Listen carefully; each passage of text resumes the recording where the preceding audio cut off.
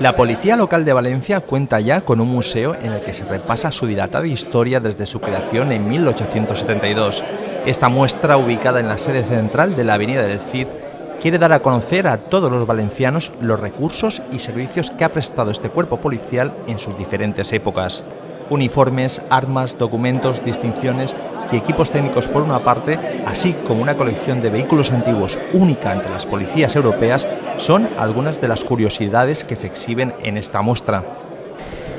Se ha inaugurado el Museo de la Policía Local, que recoge toda clase de elementos propios, de uniformes, galones, armas, material, recursos automovilísticos, todo aquello desde el momento que fue creada la policía, en el año 1872, con fotografías, con indumentarias, con uniformes que se refieren a cada momento histórico y en la medida en que se iban incrementando y dotándose la policía municipal.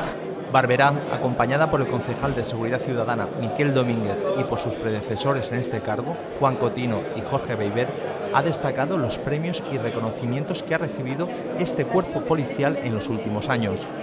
Y quiero destacar que en el año 2008 recibió el premio de I+D de la seguridad, al liderar el proyecto Werpol, que se ha convertido en el referente para el resto de las policías europeas. Yo creo que estamos, sin duda alguna, en una policía de referencia. Sin duda alguna tenemos la mejor central de policía que hay en España.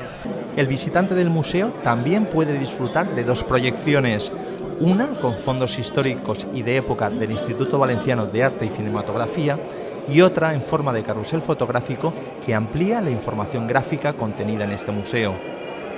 Para la apertura de esta muestra permanente han sido necesarios casi 2 años de restauración del material que allí se expone. Y para visitarlo será preciso contar con una cita previa y en horario de 9 a 2 de la tarde de lunes a viernes.